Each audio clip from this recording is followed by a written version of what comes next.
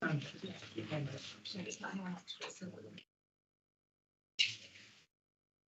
like Chair.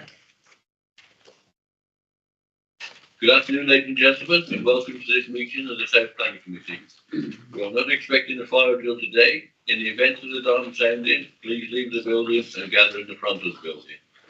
I'm obliged to inform you that this meeting is being live streamed and recorded. Could I also ask you, please ensure mobile phones are switched off. In order that those watching the live stream know who are speaking, could members and officers introduce themselves when they speak. To ensure members of this committee and all points raised by the public speakers are properly heard, I must advise you I will not tolerate any disruptive behaviour. This is a meeting held in public, not a public meeting, and if such behaviour takes place and persists, I will adjourn the meeting. I shall now ask members of this committee and officers to introduce themselves. Councillor Nigel Lumbey, covering the Albrighton ward. Councillor Tony Parsons, Councillor for Bayston Hill, Colin and Son. Councillor Julia Buckley for Bridge North West and Tasby. I'm substituting today for Caroline Backen. Councillor Hilary Love from Church Stretton and Craven Arms. Richard Huffer representing Clee. Andy Boddington, Loughborough North. Tabitha List, Planning and Development Services Manager. Christian Lee representing Bridge North East and Astley Abbots. Councillor Nick Hignott representing Lay Valley Ward. Louise Evans, Bridgeville Planning Officer. David Evans from Craven Arms Church Stretton Ward and also chair this committee. Graham French, Principal Planner. Kim Brown, Solicitor. Apologies for absence. We have Caroline Bagnall and Robert Tyndall. And as you've heard, the Councillor Julia Buckley is the substitution for Caroline Bagnall. And Colin Edward Towers was supposed to be substituting for Robert Tyndall, but I think he hasn't appeared. Minutes of the last meeting. I'd like to thank Nick Hignott for chairing the last meeting because I was absent from duties. So we'll have minutes of the last meeting. Mr. Parsons. I'll move that there are two. Thank you. Could I have a second of that, please? Thank you. Second. All in favour? Thank you.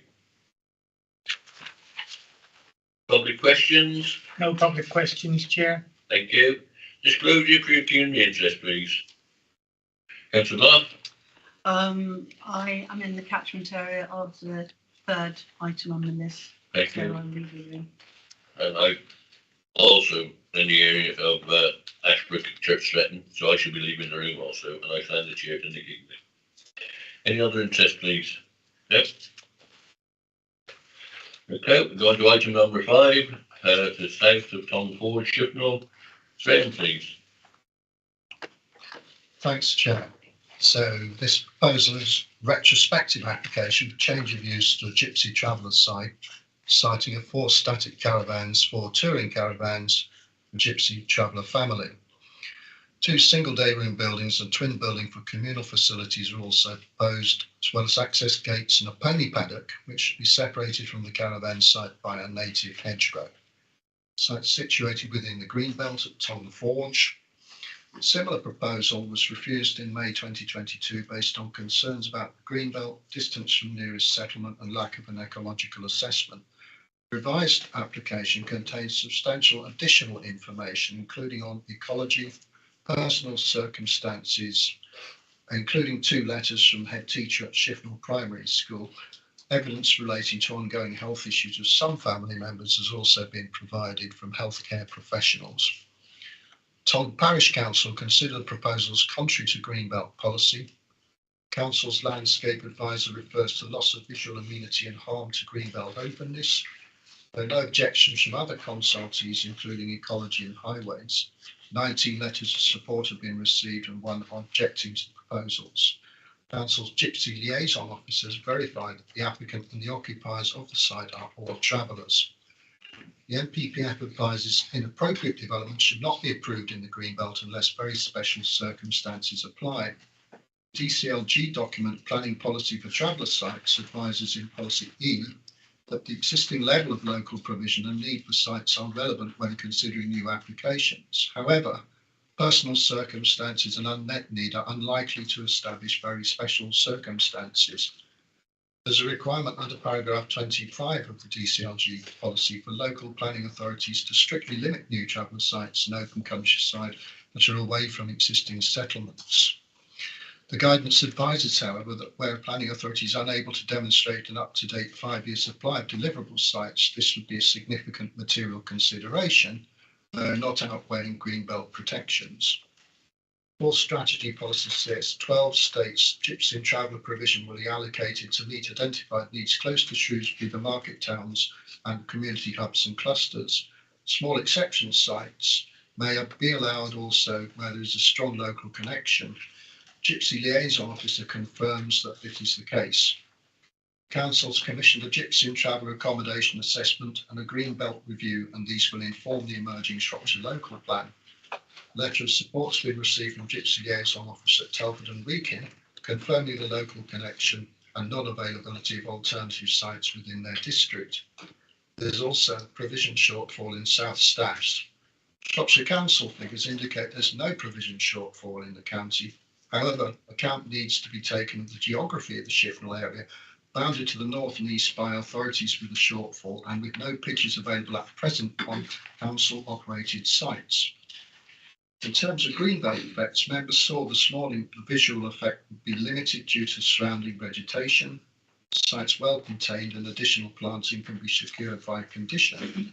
Any harm to greenbelt openness would not be significant, and personal information put forward by the applicant could amount to very special circumstances. In terms of location, a recent appeal allowed New Whitchurch did not support the planning authority's position that the site was in an unsustainable location. The current site is located relatively close to the market town of Shirehall, so this previous refusal reason could not now be sustained as appeal. So in conclusion, proposals represent inappropriate development of the greenbelt, which requires a very special circumstance justification. The moderate harms greenbelt openness. At the same time, there's currently no spare capacity to accommodate gypsy and travellers on existing council sites, and adjacent authorities also acknowledge under provision. The applicants have demonstrated connections to the local area. Were the application to be refused, the applicants return to living on the road, leading to disruption to the children's education and family health care. Future needs for children are material, though they're not considered, clearly amount to very special circumstances justifying permanent permission in this greenbelt location. 2 council-owned sites have been identified on non-greenbelt land north of the A5, but more detailed investigations will be required to establish whether these are viable alternatives. There are unresolved objections relating to Gypsy Policy DP8 in the emerging local plan, so it's not yet clear whether the policy will be adopted in its current form. Amendments would be required if the inspector supports the objector's position. Taking the above extenuating circumstances into account, it's recommended that a temporary 1-year permission is granted. This would allow the applicant to explore alternative sites as well as to provide a clearer understanding of the inspector's response to emerging Gypsy Policy DP8 and the unresolved objections to it.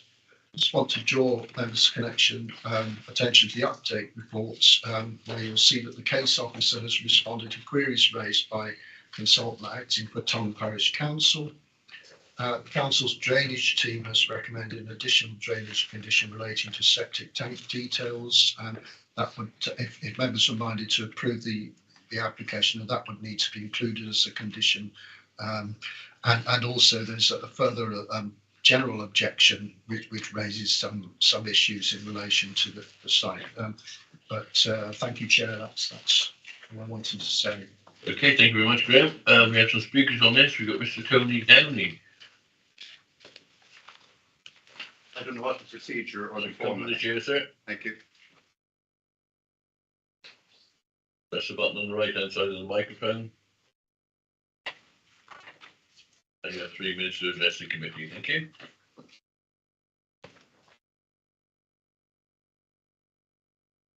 Okay, 3 minutes.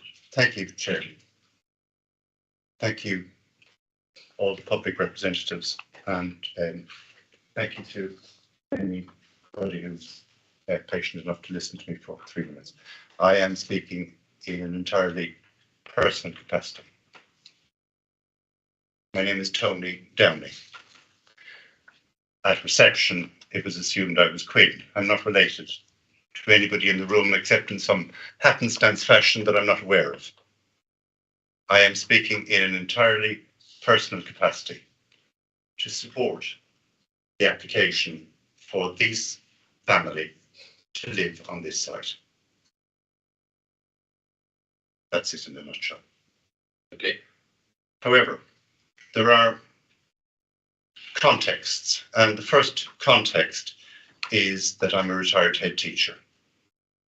And I'd like to speak on behalf of the children and the future of the children in this country, not just in Shropshire, not just in this immediate area. It will be deleterious. It will have a negative effect if the planning isn't granted. I'm speaking as a head teacher. Then secondly, I'm speaking as a head teacher, and particularly in this town with its unique traditions of education. I'm speaking as a head teacher who spent more than half of his educational life in different church schools. Our diocese, which borders on this diocese, it's Catholic Diocese of the Archdiocese of Birmingham, has a special mission to travelling families. And it is quite remarkable and quite special on a Sunday to see so many families at church. Settled in a lovely site, this family will benefit, and our church and the wider church will benefit. The third point that I make is that I've been to visit the site on a number of occasions, and it is impeccable. If I could say, it is impeccable. Their custodianship, if there is such a word, of the site is to be commended. I would like to commend their custodianship of the site. The fourth point I would make, and again, it's not at all unrelated to the last 2 points that I made, they are and will be excellent neighbours. None of these points are emotional. None of these points are unimportant. All of these have to do with the one central point. I would like to appeal to the committee. I would like to appeal to this committee for this family, for family reasons, to grant somewhere a home for family. That's my time. That's it. Thank you. I'd like to appeal to the family. Any If there are questions, I'll answer. Any questions, please? No? Thank you, Mr. Langley. Thank you very much. Thank you. We're going to call on David Cooper. You also have previous suggested committee, please, sir. Thank you. Thank you, Chair. Press the button on the right, yeah? Yeah. It's on. It's on. We're on. Thank you. Thank you, committee. My name's Dave Cooper. I was raised in Tong Forge. My father has lived happily there for 47 years and wishes to continue so. For reference, we actually have this site right adjacent to this proposed site.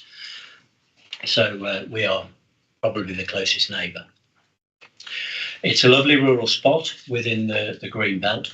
When my father bought his property, he wanted a countryside location where things probably wouldn't change a great deal. The West Midlands Green Belt had not long been designated, and this was provided an assurance that his property and the surrounding area would remain as it was, unless there was a major change in government policy. In fact, government policy with regard to green belts has remained remarkably stable, whichever administration has held power. There is a general consistent recognition of the value of green belt and a desire to keep them free from unnecessary development.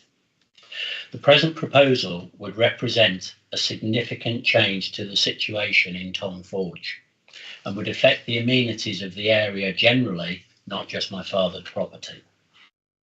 But the overall effect would be greater than that because of the green belt designation. If approved, even for a temporary period, it would set a precedent. that could be readily repeated elsewhere on sites both within and outside the green belt across the country. It would make it more difficult for the council and other councils to protect the green belt status in the future. I should say that both my father and I appreciate that the applicant and her family wish to have a lasting base where they can bring up their children, just as my father did. That desire is understandable, but it should not override the special level of protection provided by the nationally significant designation as green belt. The existing residents in Tong Forge have a reasonable expectation that in such an area, the current character and openness of the locality will be maintained. The applicant is looking for a spot where she and her family can enjoy a peaceful and stable environment. This is what my father and other nearby residents had until now, and which it potentially will be destroyed. The proposed personal and temporary conditions that are being suggested by the council officers will not achieve a lasting solution to the situation. They will leave the existing residents in the locality, and for that matter, the applicant and her family, in a state of limbo that in practical terms is unlikely to be resolved at the end of the suggested 12-month period. The issue should be resolved now by giving the green belt the importance and protection it deserves by refusing the permission for this proposed development. Thank you for your time. Thank you. Any questions, Mr. Cooper, please? Mr. Buckley. Could you just confirm which of the sites is yours? Is it northeast of the red line? Yes, yeah. As you go along the track, if you attended site this morning, you approach off the Stanton Road. The proposed field is the one on the left, immediately on the left. If you continue down the track, there's immediately a track that veers off to the northeast, and our first field is the next field along there, and the subsequent fields above that, and then down to the stream and across the other side of the stream and the wooded area there. I think we've got about 12 acres altogether there. Is it farmland or what's it? No, it's just my father. We bought the estate off Bradford Estates in 1976. I was 9 years of age. So the wooded area at the bottom, Bradford Estates used to grow the trees for matchwood, and they wouldn't sell us that area of land until a later date when they decided not to use that as a crop. So no, it's just a residence. It's my father's residence, and that's what we want it to stay as. Okay. Anybody else? No, thank you, Mr. Cooper. Thank you. We'll call on Chris Roberts, member of the Parish Council. And you have 3 minutes to address the committee, please. Can I just correct the name to start with? It's Clive Roberts, not Chris. Right, sorry, Clive. And I'm not a member of the Tong Parish Council. I'm speaking on their behalf. Right, okay. Oh, thank you, Chair. The Parish Council has got a number of concerns about this proposal. The application site is subject to 2 important designations. One as countryside, and the core strategy and the SAMDEV plan have specific policies to safeguard countryside, and the other as green belt, for which the core strategy, SAMDEV plan and National Planning Policy Framework all have specific policies which are intended to safeguard the green belt against inappropriate development, unless there are very special circumstances. The application site is situated on an unsustainable location in attractive countryside and is, in this respect, in conflict with core strategy policies CS1, CS4, CS5, CS6 and CS12 and SAMDEV policies MD2 and MD12. The site is also located in the West Midlands Green Belt, and in this respect, the proposed development is in conflict with core strategy policy CS5 and SAMDEV policy MD6, and also paragraphs 147 and 148 of the framework. Given the conflict with national and local policies, the Parish Council agrees with your officer's conclusion that full planning permission should not be granted.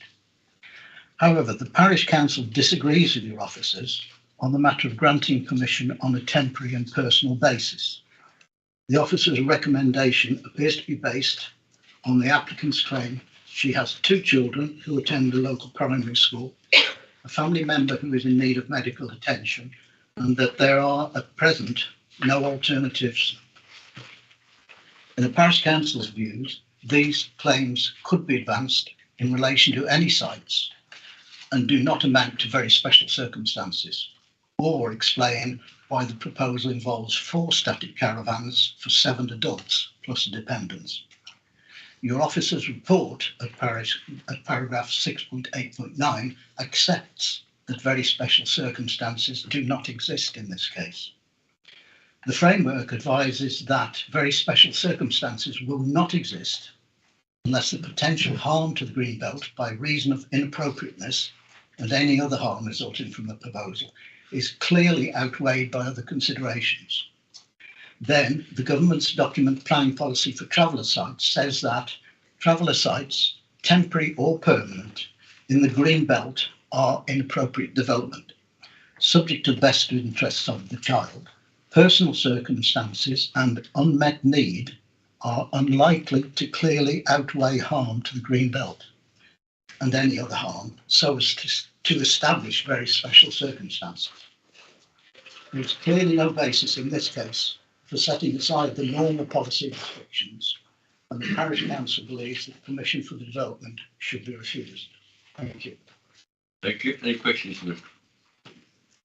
No. Thank you very much, sir.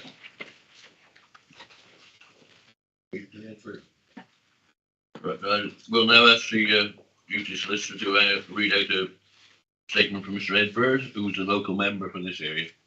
Thank you, Kim. Okay, this is the statement on behalf of Councillor Ed Bird. I am councillor for the Shifnal South and Cosford ward, which includes Tong parish. I wish to express my concern about the proposal to station 4 static residential caravans and 4 touring caravans on land off an unnamed lane at Tong Forge. Tong Forge is situated in Tong parish, which lies wholly within the West Midlands Greenbelt.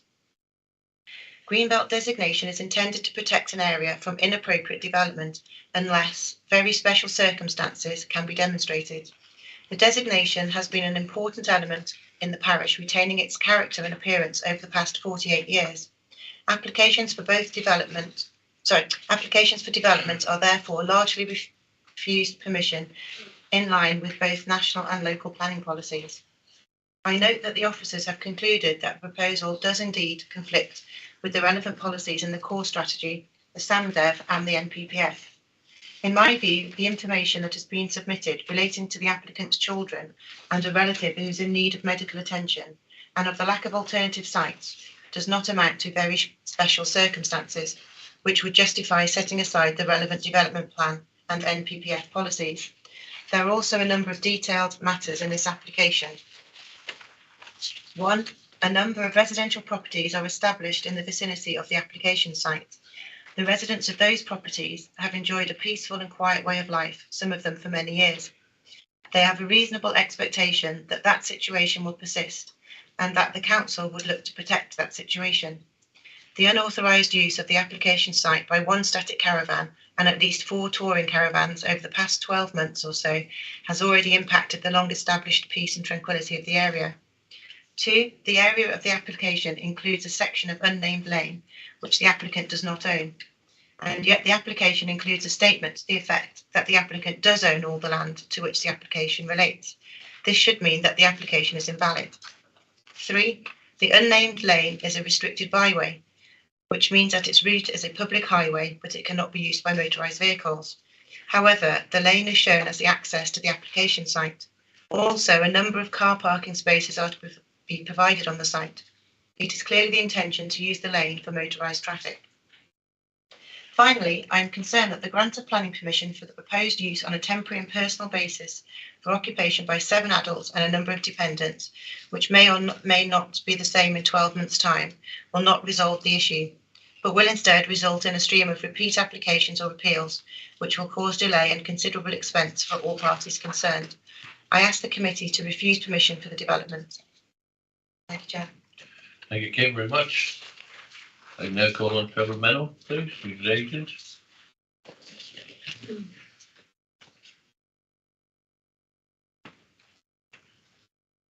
You have 3 minutes to address the group. Thank you.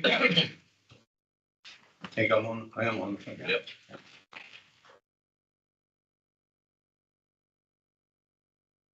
Good afternoon, Chair and members. My name is Trevor Mennell and I am the planning agent for the Quinn family. A recent planning application for Emily and Michael Quinn was refused for reasons primarily due to the lack of personal circumstances, in particular those of the children, which hold significant weight by supporting planning applications for traveller pitches in the Greenbelt, specifically when the council cannot satisfy the traveller need. The council's up-to-date local plan policy is the current SAMDEB adopted in 2015. Its replacement, the new local plan development plan, which contains policy DP8, Gypsy and Traveller Accommodation, is not in place, and the relevant policy to date is the planning policy for traveller sites and the national planning policy framework. It therefore follows that the planning application should be considered in accordance with the current policy, not those proposed as suggested within the officer's report. The new local development plan is still under ministerial review and could take more than 12 months to become planning policy. There is a distinct shortage of council and private traveller pitches, both nationally and in this case within the geographical area. The council cannot demonstrate an up-to-date supply of deliverable sites and have no available pitches as confirmed by the Gypsy liaison team. Consequently, the Quinn family are requesting the officer's recommendation of a temporary permission be extended to one of a personal permanent permission, as there is no real benefit to the council or to the Quinn family by granting temporary 12-month permission. The family own the site in question, where the site requirements listed within the government's PPTS located within Greenbelt have been satisfied as confirmed in the officer's report. This has also been supported by planning inspectors at similar case planning appeals, and furthermore supported by the council's Northern Planning Committee last week, who granted a permanent approval following that of a previous 12-month temporary permission. 12 months as a temporary approval is insufficient time to build day rooms and infrastructure at great expense, only to take it down and clear the site 1 year later. The family will then find themselves back on the roadside existence, which is now illegal following the government's recent introduction of the Police Crime Sentencing and Courts Act, making it a criminal offence. The family have 3 children who are receiving education, 2 privately and 1 at the local school, of which they are doing well with excellent attendance records. I personally have been specialising in Gypsy and traveller planning law and traveller applications throughout the UK for the past 10 years, and I've never experienced a traveller family planning application with so much support by locals. It's a credit to the family. It was noted there were some principal concerns of the parish council, where many of the points raised have now been dealt with within the documents submitted during the application process. Together with this, the thorough report that has been presented by Case Officer Mike Davis. Overall, it has been established that there is an absence of alternative sites, while personal circumstances of the Quinn family weigh heavily in favour of the local settled base. 2 seconds.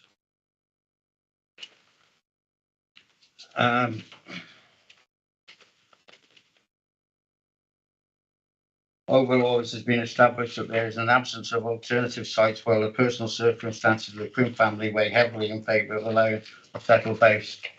Thank you for your time. Thank you, Mr. Anybody got any questions, please? No? Thank you very much. Okay. Do you want to come back in there? Not at this stage. Not at this stage. Right, who would like to speak on committee, please? Mr. Parsons, Councillor Parsons? I can see that twinkle in his eyes. So. This type of case is always one that is difficult to determine. We had a similar issue with the Greenbelt with the solar farm at our last meeting. And it's a case of trying to balance up all of the different issues that are presented before us by both those in support of the application and those who are opposing it. And it's never easy to get that. It was very interesting this morning to take in the site visit And I dare say that there probably has been some tidying up over the past few days, but the site looked immaculate. And as I see it, obviously it is in greenbelt land, but it is screened on, I think, all four sides by vegetation and mature trees. Now, the leaves aren't out on many of those trees at the minute, but when they are, then the screening will be even more appropriate than it is at present. We only know that there are some issues related to the family. We don't exactly know what those issues are. We certainly don't know what the health issues are. So we have to take judgment from our planning officers in coming forward with this report. And the planning officer is proposing that we accept this. And I think on balance, I'm going to vote to accept this application. Thank you. Councillor Lobby, please. This is in greenbelt, and it is about openness, not necessarily who can see it from the road. It's not determined by visual effect, which then brings us to very special circumstances because it is in greenbelt, which are not met by personal circumstances, and that's what it says in quite a lot of the policies, however bleak or however the schools or the individual. With regard to 12 months granting the permission, it's to grant permission for it to be done with a condition that it's only for 12 months, and then at the end of the 12 months it's got to be returned back to a greenbelt site. As has been alluded to by one of the speakers, that once you've built toilet blocks and day rooms in 12 months' time, then that's quite hard on a family to then have to remove all because you've chose to do that. And this is all because we need 12 months to await clarity on gypsy and traveller provision within the county. So I think, considering it was turned down in May 22, my position from then didn't change, so I can't see me supporting this as proposed. Councillor Lott, please. Thank you, Chair. I agree with Councillor Lundy that it is in a green belt. It was very, very tidy when we went there today. That, they probably had tidied up because I knew we were coming, but I was quite impressed with it. But there is possibly non-green belt sites may well be available, it's saying, in the county. And I am concerned that in 12 months we're going to be in exactly the same position as we are now. And I'm not sure that that is beneficial to anybody in the long run. So it is difficult. I do understand that the family have got special circumstances, but I'm not sure that I actually feel that they outweigh. So I'm tending to lean against it as well at this time, unless anyone says anything that might. Kendrick, your speech on the site meeting. Thank you, Chair. Just first of all, I have a question to officers regarding the mention of the access road, because I know that there is a transport haulage depot further down the road, so that is used by motorised vehicles. Can I check what the highway position is on the ownership of the access road to the site, please? I believe the road is privately owned, although it's included within the red line boundary. The Rights of Way Service has encouraged the applicant to confirm that as part of their the ownership of their site, that they do have a vehicular access right. That is ultimately a separate sort of civil issue, I suppose. If it is found that they don't have legal access to the vehicular access to the site, then that would be a separate issue between the landowner and the applicant. But it would obviously have a bearing on the practicality of the use of the site. Yeah, thank you, Chair. It's a little bit of a grey area by the sound of it, the actual access to the site. As actually mentioned by the agent himself when he spoke, it's going to be difficult for the applicant themselves to accept that this permission might only be granted on a temporary basis for 12 months. And I do understand the planning consultant saying that it's while they await for further information about national guidelines for these sort of sites.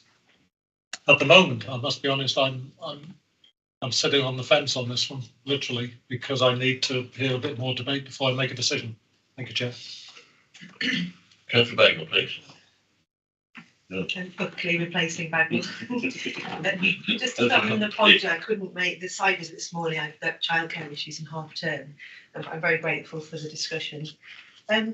It strikes me that there is another responsibility of the council as a planning authority, which is to provide a 5-year supply of gypsy and traveller sites. And I'd just like to read a quote from the planning paper, which says, if planning authorities are unable to demonstrate a 5-year supply of deliverable traveller sites, this in turn may make it more difficult for them to justify reasons for refusing planning applications for temporary pitches at appeal. So the problem that we have here is that we haven't avoided this situation, and that the requirement on planning authorities is to plan positively.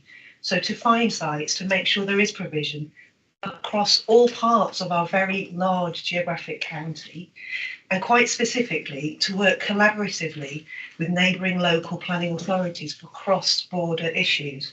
So just looking at 6.115 in the report on page 15, it says Shropshire Council has no vacant sites at present, and Telford and Wrekin Council do not have any pitches available either. So we have a situation where both sides of the border have no appropriate pitches to offer this family, and because of that, they are now choosing and requesting to develop their own site. This whole situation could have been avoided if we had planned positively, provided a 5-year supply in different parts of the county, and worked collaboratively with our neighbours. We have to consider that we have allowed this to come today, and we have to be much more proactive going forward if we would like to avoid more decisions based on this.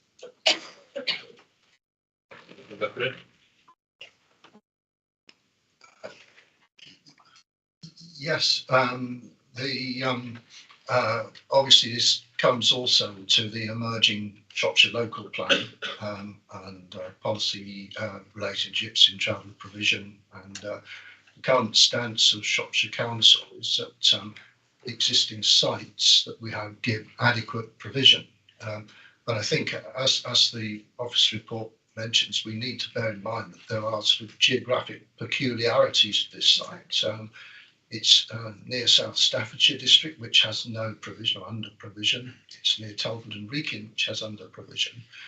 The applicant has identified a clear connection with the Shifnal area.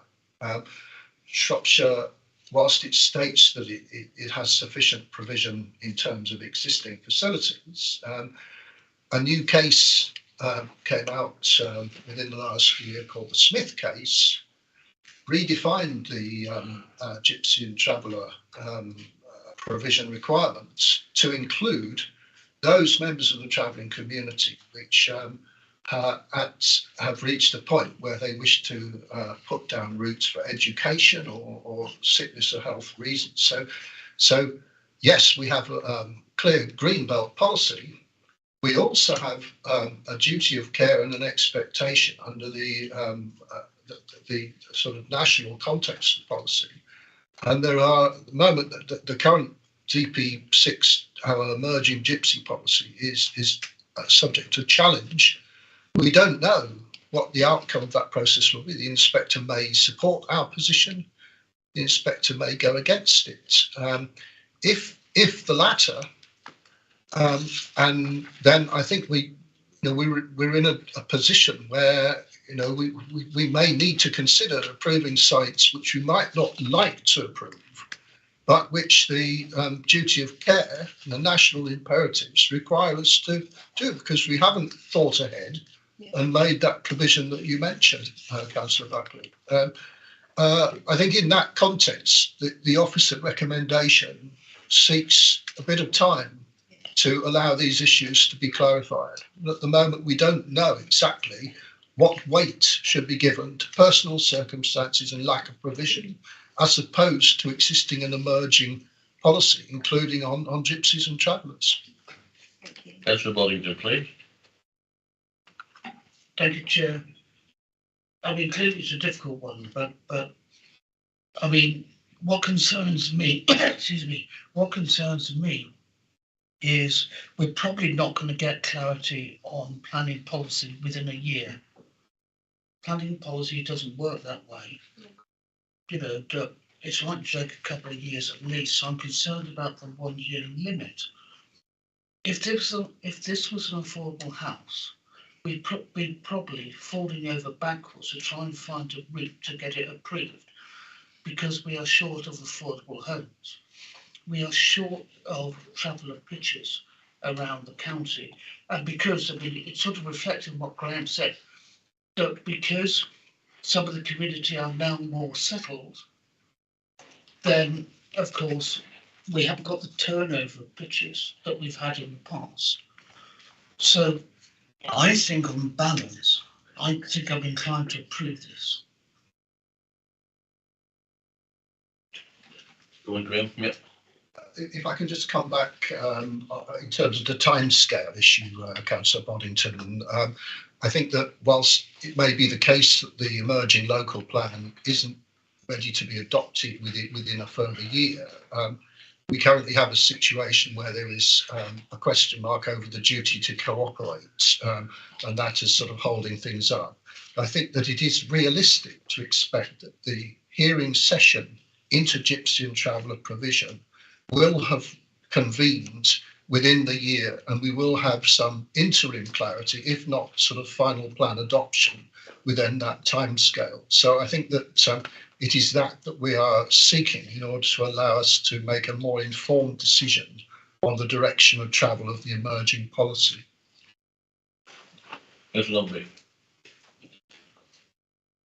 We have a policy where we are sympathetic to and permit gypsy and traveller private sites if they're not in greenbelt, which I think we've utilised quite a bit in the county. Have you got any idea about how many they actually are? Because I seem to remember this committee approved one 6 months ago, exactly the same circumstances. So to me, the council do provide additional sites for travellers who want to settle down. They're not necessarily in the greenbelt. Yes, you're referring to core strategy policy CS12, which does allow local exception sites of under 5 pitches where there is a strong local connection.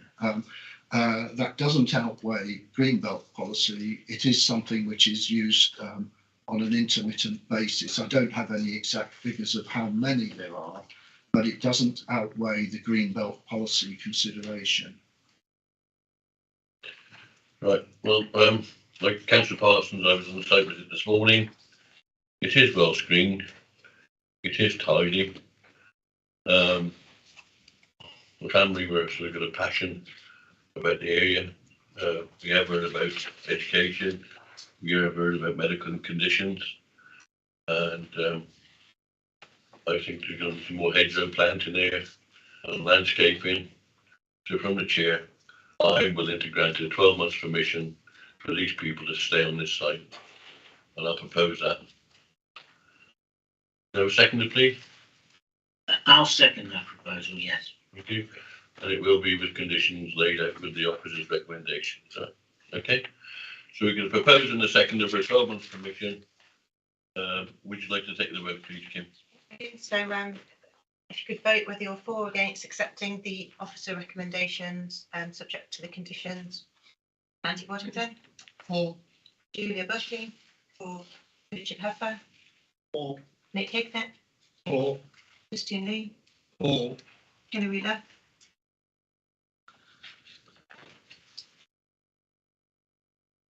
Nigel Lumby. Against. Tony Parsons 4. and David Evans. 4. That's 8 for and 1 against. 8 for and 1 against, so it's carried. Thank you. Right, we're now going to item number 6, Branchley, Abden, Shirehall. Please, please.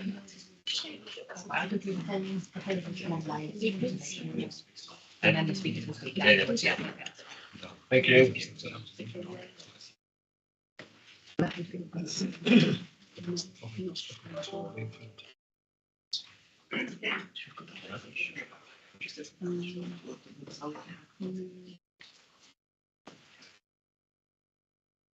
So this next application is described as the erection of a two-storey extension, a roof replacement to form a first floor accommodation, facade alterations, fenestration alterations and internal layout alterations at a property known as Brownlee.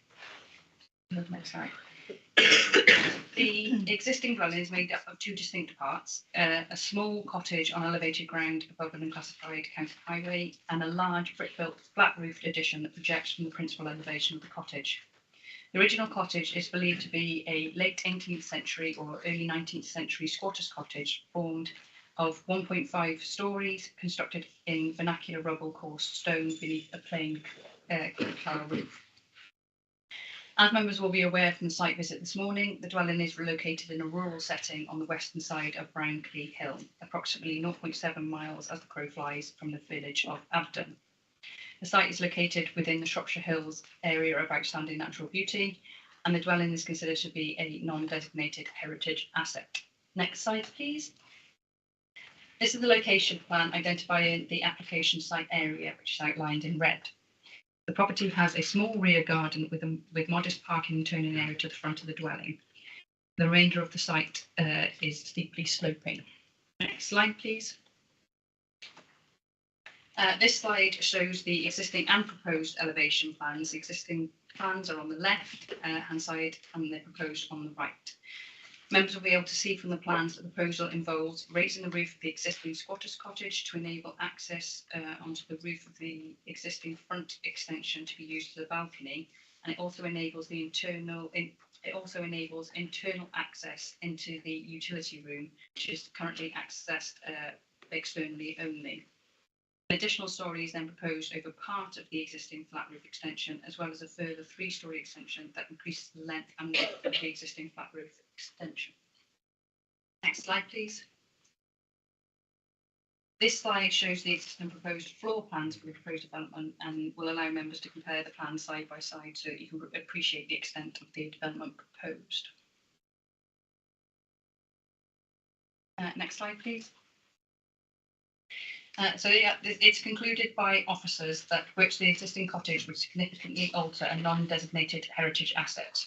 The conservation officer has noted that cottages of this type make up an essential contribution to the historic landscape character and local distinctiveness of the Shropshire Hills in general, and in the Brownlee area in particular, such buildings are increasingly rare. Furthermore, the scale, form and siting of the proposed extensions would adversely impact on the character and appearance and context of the cottage and fail to conserve and enhance the AOMB. The scheme is therefore considered to be contrary to policies CS5, CS6 of the Council's core strategy and policies MD2 and MD13 of the Council's SAMDEV plan. For these reasons, the application is recommended for refusal. Okay, thank you. We have 2 speakers on this one. We have Councillor Chris Yarwood.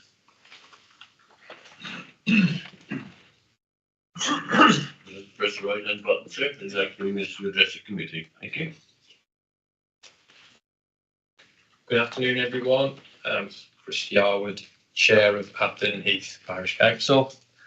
The Parish Council, we unanimously support this application.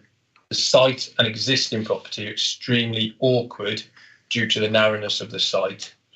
It is against the road at the front and dug into a steep bank at the back. They need to be able to park vehicles off the road as it's a narrow lane. The applicant is proposing to get their vehicles off the narrow road side so it will be safer for highway users with better visibility. It will modernise what is an extremely awkward site and property, the existing cottage is in need of extensive modernisation. Although this application maintains original features of the cottage and keeps the existing chimney.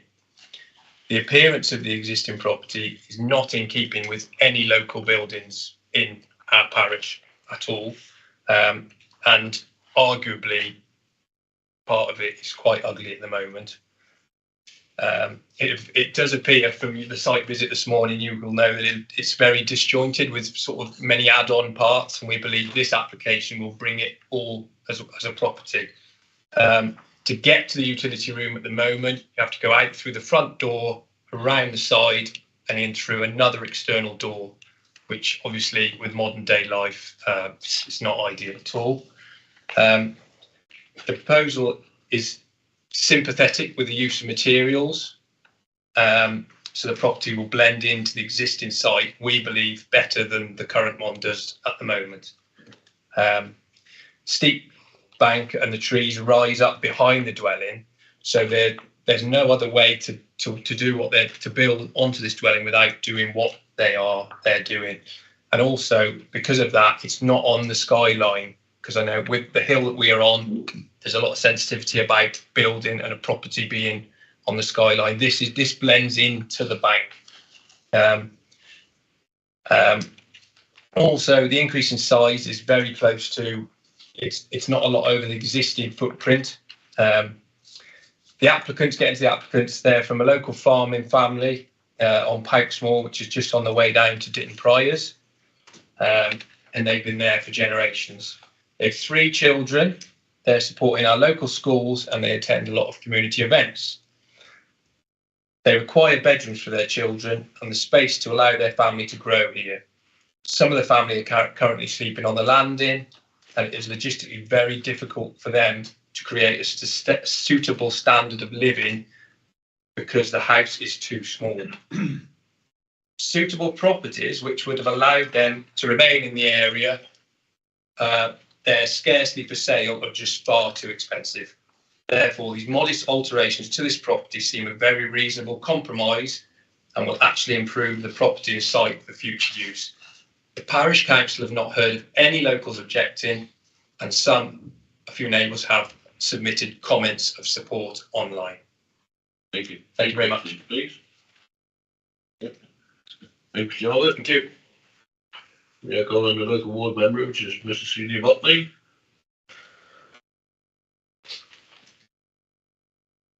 And you have 5 minutes that you need to address the committee. Thank you. Right, thank you very much indeed. Good afternoon, everybody. Very nice to see you all. I'm Councillor Cecilia Motley and I represent the Cove Dale division, which, as I'm sure you will all know, because I would have bored you with it many times in the past, is one of the most rural in the county.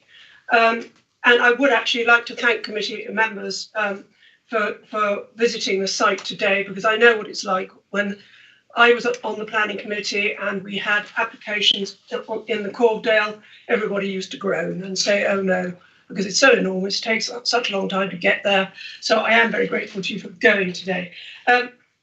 I have to say, I've been the member for the Cove Dale ever since 2009, and I don't think I've ever seen quite such an ugly house as this. I'm awfully sorry to have to put it to you like that, but it is the most extraordinary mishmash of different styles.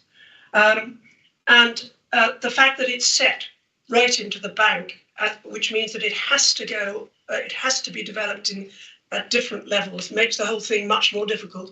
You start at the bottom, you have to go quite a way up to the top, and up at the top sits the cottage.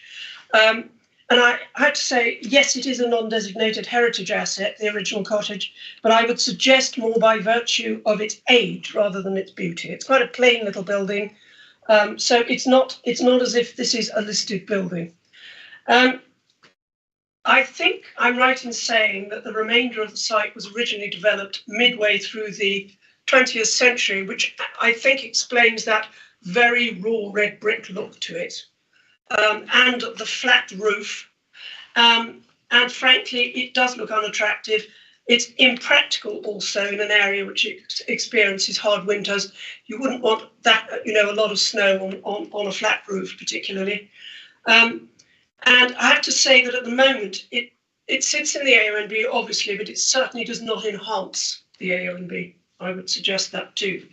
And it's been a very awkward set of extensions and an extraordinary lack of effort over the years to make any logical incorporation of the cottage into the extension, or vice versa, rather the extension into the cottage. The site itself is so difficult, and I don't know whether you had an opportunity to climb up around the back, because if you did, you would have seen that there is very little space to actually go backwards into the site and therefore make more space that way. The only way you can do it is by going up. That is the solution that they have not come up with here, but actually they have continued, because you'll notice that there are two flat roof elevations to this building, and the higher of the two is the one that starts at ground level and then actually manages 2 stories. The one in the middle, which joins up with the cottage, is a very awkward piece of work indeed, and it's only sort of 1 floor, and it looks very strange. Just for a little more local colour, Mr. Yarwood has already told you that the new owners of the Brownlee are a local family. They've got children in the local schools. They have taken this whole project extremely seriously. This application was turned down at least once. They've done a pre-application. They've done everything they should have done to try and learn what would work here. They really have put an awful lot of work into this. The whole point about this is there's nobody wants to build a mansion here. That is absolutely not what they're about. What they want is a livable, working, living space for themselves and their children, which simply doesn't exist at present. They appreciate that the cottage has historic value, and they're trying to be sensitive in the way that they deal with it. But it is a very awkward building itself at the moment, with 2 bedrooms in the top of it, and absolutely no washing facilities at all. So it's really not terribly suitable for a young family.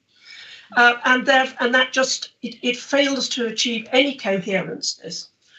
And I wouldn't call this practical living in the 21st century, frankly. The site needs serious redesign and redevelopment to meet 21st century requirements of the parents and the 3 young children. That's why, very sensibly, I think they've added a work from home space in the new proposal, which is the pitched roof bit.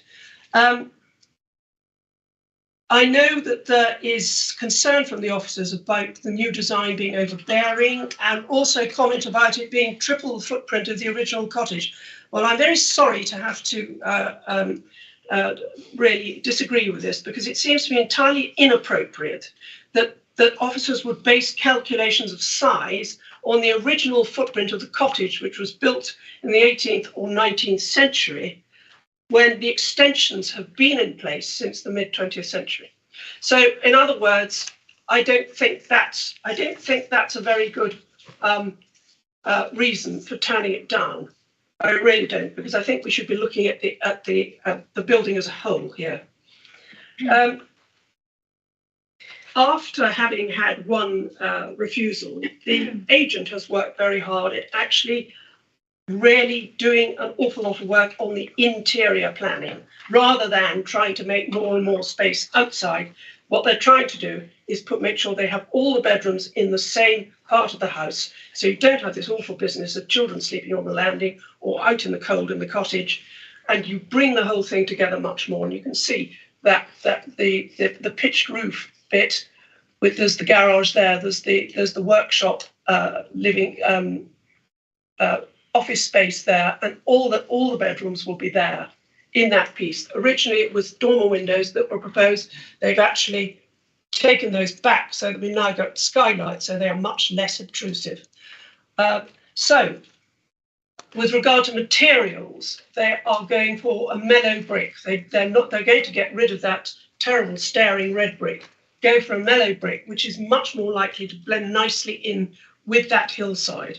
And as Mr. Yarwood has pointed out, they're not on the top of the hill. They're actually down from the bank. It's interesting, this dwelling sits within the AONB, but actually the AONB have raised no objection to it at all. There's been a lot of support, not only strong support, as you heard from the parish council, but also from a number of neighbours who are delighted to see this family moving here. We don't have that many new people who are local coming into the area. There's a real feeling in Abden, which is a small settlement, that these people really should be allowed to come and live here. So I understand everything that the officers are saying too, and if we're being terribly aesthetic about it, yes, they're probably right. But frankly, we're talking about a family here. We're talking a family that can turn it into something much better than it looks now. And I would urge the committee to actually go with this application. Thank you. Thank you, Celia. Any questions, please, for Councillor Motley? No. Thank you very much. Right. Councillor Speaker, sir.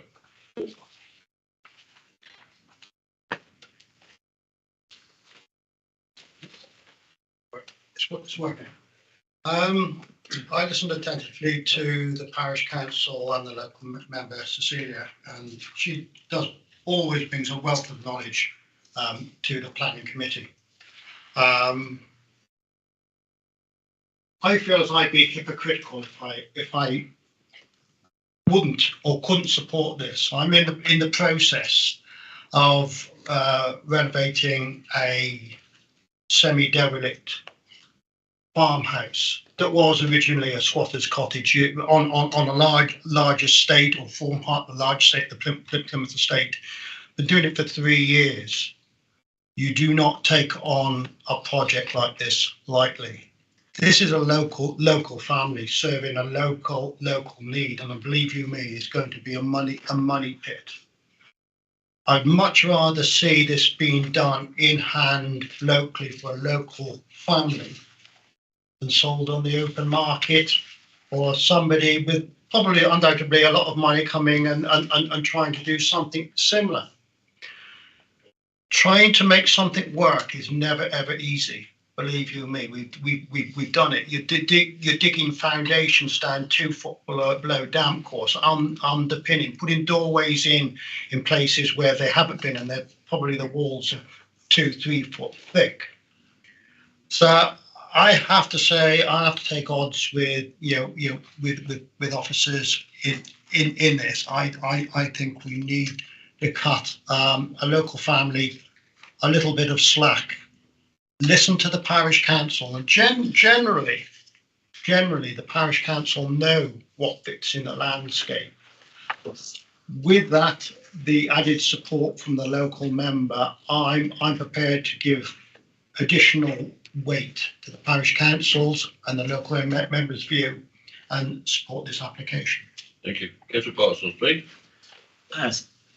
Yeah, thank you, Chair. Yeah, this is a good slide to look at, isn't it? Because when you compare those 2 top diagrams, the bulk of the size of the property being increased is in the pitched roof, and the pitched roof is by far better than the current flat roofs that are currently on that property. Okay, it does go slightly further to the east there. There's half a house worth to the east, but a lot of the additional is in the pitched roof. This looks to me to be, having been out to look at the area, this will not offend, I don't believe, any other residents. There is a small bungalow immediately below this house, but it didn't look as though this would interfere in any way with that. And I think that the needs of a young family, a growing family, are not being currently met in the building as it currently exists, and so I'd be prepared to support this application. Very good. Parsons, Councillor Lumley, please. That is a good slide, because what you've effectively got is a detached house on the right with a bit of a link to a tiny little cottage on the left, which Councillor Motley sort of suggested that they're no longer going to be sleeping in. So the original reason for a house there and the small cottage will become ancillary to the huge house that's on the right. And I'm not sure that that is actually where we should be going, and I can see why the officers turn it down. And with regard to footprint, you have got the new extension that's going on the right-hand side, which probably increases the footprint by about 20%. But when you look at the square footage, it probably goes up by 50%. So I think this is far too large. And in relation to, I don't know whether it applies here, but certainly where I live with Greenbelt is that Bridgnorth Council used to allow you 75% above the original building. Mine's 125. I can't get planning permission for anything else, even if I tried. I've had several appeals. And to me, this is just far too large. Thank you. Councillor Eaton, please. Thank you, Chair.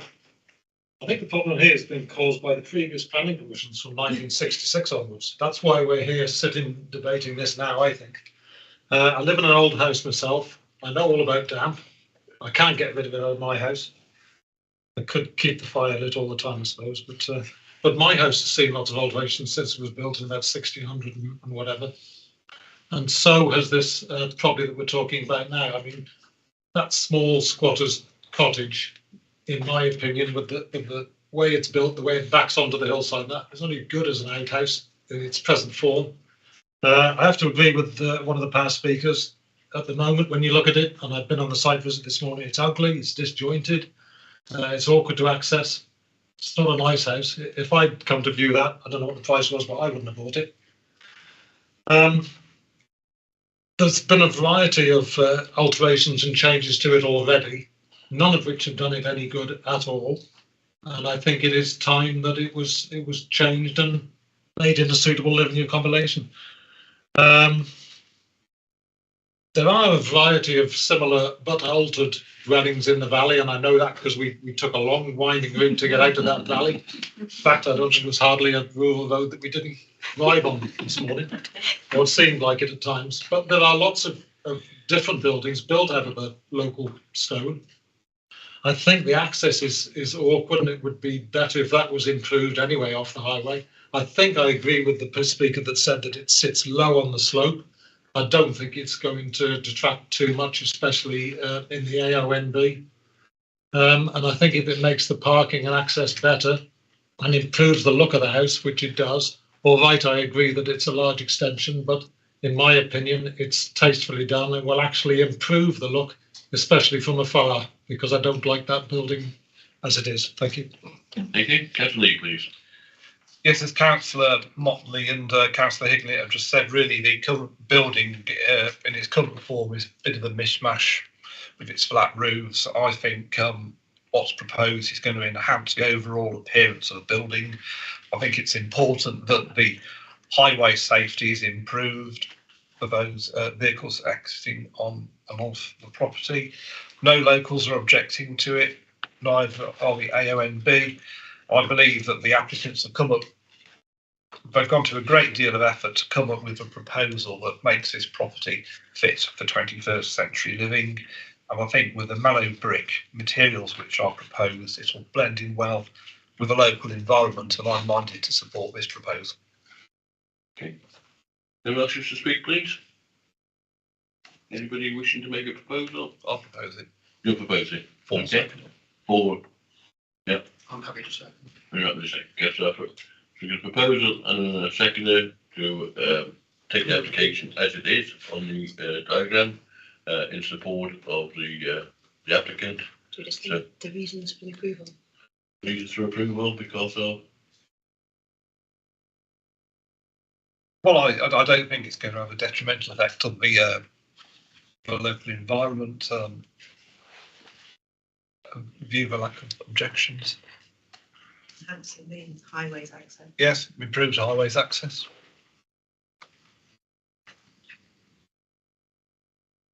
Supported by the local parish as well. You get anything else to add, Richard? it seems to tick. It seems to tick all the boxes for modern day living. To leave a property in that state, which is clearly unattractive, doesn't sit well in its setting. It's bringing a functional house back into. Unless officers can come up with sufficient reason why we should not go against an officer's recommendation, it's a no-brainer. I think also it doesn't detract from the squatter's cottage or the chimney, which is still there and can be seen. So those two features, which are the sort of heritage aspects, in my opinion, are not made any worse by this development rather than what is currently there. Yeah, I was just going to say that obviously the reasons for objection are the impact on the heritage asset. So as in, obviously, if you are looking to approve it, it's because you don't believe that there are, that there is a significant impact on that heritage asset, as you sort of alluded to, because the existing structure that is there from the 1960s. So, and then the other element of that was the impact on the A and B, which I think you both covered already. So they were you're essentially approving it for the opposite reasons as to why it was refused. So I think that's covered it. In terms of planning conditions, yeah. I was just going to ask Chair that if members are minded to go against the officer's recommendation, and that delegated approval is given to officers to compile a schedule of relevant planning conditions. Yeah, I agree. Okay. Happy enough? Yeah. Okay. Okay. Can you take the vote? Yeah, so if you can indicate whether you're voting for or against, the proposal was just set out and delegated to officers for the planning conditions. Andy Boddington. For. Julia Buckley. For. Richard Huffer. For. Nick Hignett. For. Christian Lee. For. Kelly Wheeler. For. Nigel Lumby. Against. Tony Parsons. For. And David Evans. For. That's 8, 4 and 1 against. I've carried to accept the application for the applicant to go ahead with the conditions by the officers. Thank you. Right, we now go on to item number 7, which is Ashbrook House, Shrewsbury Road. Yeah. That's you again. Wait for the report in the Yeah, so this application is considering the use of an existing domestic outbuilding for holiday let accommodation. Members have had the benefit of a site visit this morning, but I've included a couple of slides here to set out the context of the development. The first slide shows the location, elevation and floor plans of the building subject to this application. Members will note that the application relates to a single-storey building that was erected under permitted development rights. The development is therefore lawful and is permitted to be used as ancillary accommodation in association with 29 Ashbrook House. The current scheme proposes to utilise the building to accommodate paying guests. There are no proposed external changes to the building, and access to the development as well as parking is to remain shared with 29 Ashbrook House from the B5477, also known as Shrewsbury Road. There is no objection to the scheme from the local highway authority. Next slide, please.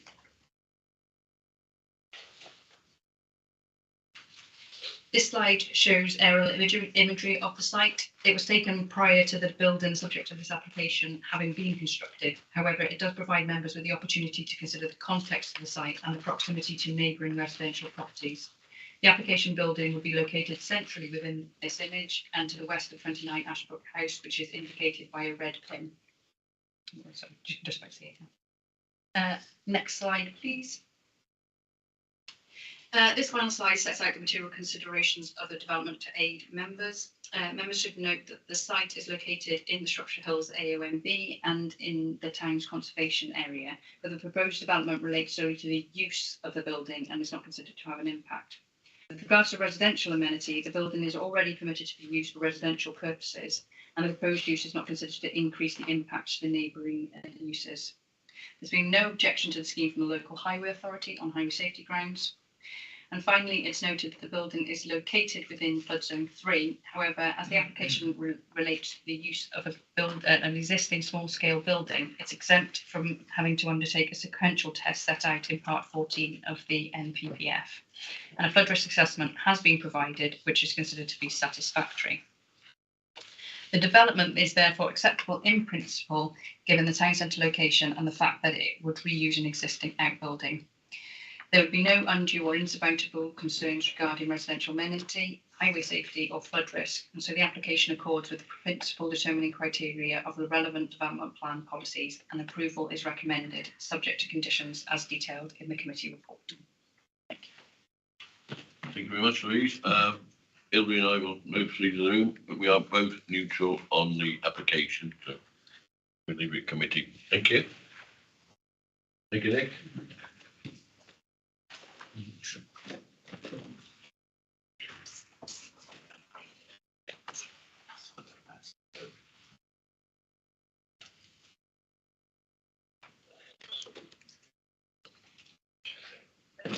Okay, thank you. Over to me. There are no speakers on this application, so I open it to members for debate, please. Councillor Parsons. Yeah, having gone on the site visit this morning, it was clear that this particular building that is intended to be let is well screened by fencing on all sides. It didn't appear to me that this was not house number 29 and the building at the back of it. It didn't look to me as though it would impact either number 27 or number 31 on either side. That that would not have an impact if this building was being used for the purposes that are being applied for. I guess the only thing is the licensing conditions as to how it's let and how it's managed and whatever, which I believe are in the conditions for this application, and on that basis I'd support the application. Okay, thank you. Councillor Lee. Yes, I was going to say I wasn't able to attend the site visit this morning, but in view of the fact that it's well screened, I don't really have any problem with this application from what I've read and heard today. And I think it's going to go some way to help and support the local tourist economy in Church Stretton. Thank you, Councillor Lumby. Members will be pleased that I'm actually going to go with Offa's recommendation. However, I just couldn't help but say something. If somebody wants to have a holiday let, it looks like a shed in the back of their garden, then so be it. And once you get Trustpilot saying it's got lovely fence views all the way around, they've got to get on with it. So I should probably be supporting it.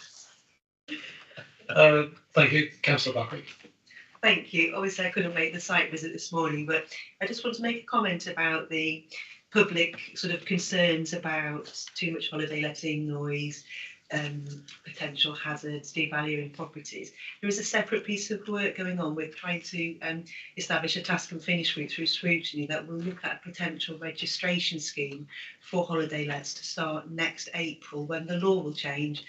Property has to declare whether it's let for more or less than 70 days a year, and that will bring some more regulation to holiday lets. So I think just for members to know that the context is that there will be more controls, regulation and reporting of what we would consider to be antisocial behaviour will then be linked to their registration. So to know that that is also happening, because we are seeing obviously an increase in holiday lots across Shropshire, I think that gives some reassurance that those other ancillary issues will be dealt with in a systematic way. Thank you. I have to say from the chair that I did go on the site visit this morning, and I have to agree with Councillor Lumby. This already has permission for residential use, but I wouldn't want to live there. It's quite a, for a shed. It's actually quite large and useful. There's gym equipment in it at the moment, I think, but I think it's only suitable for holiday. I mean, to put it into another context, if I was asked to decide whether this was more suitable as holiday accommodation or living full-time, it's holiday accommodation. On that note, I'd like to propose from the chair that we go with the officer's recommendation and accept this proposal. Seconded by Councillor Lumby, unless anybody else wants to say anything. No, then I'm happy that we go to the vote. Thank you. Okay, if you could indicate whether you're voting for or against the opposite recommendation. Andy Boddington? For. Julia Buckley? For. Richard Huffer? For. Nick Hignett? For. Christian Lee? For. Nigel Lumby? For. Tony Parsons? For. Okay, so that's unanimous. Thank you. Bring back the chair now.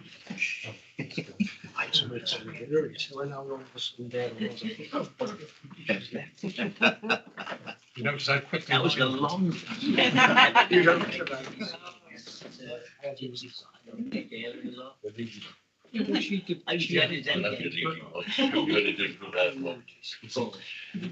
Okay, we now go to item number 8, this is schedule of appeals and appeal decisions. Greg. Thanks, Chair. So we have 3 appeal decisions which have all gone in the council's favour on sort of general issues. I think reinforcing our officer approach to development, particularly in the countryside. Just a couple of things to note.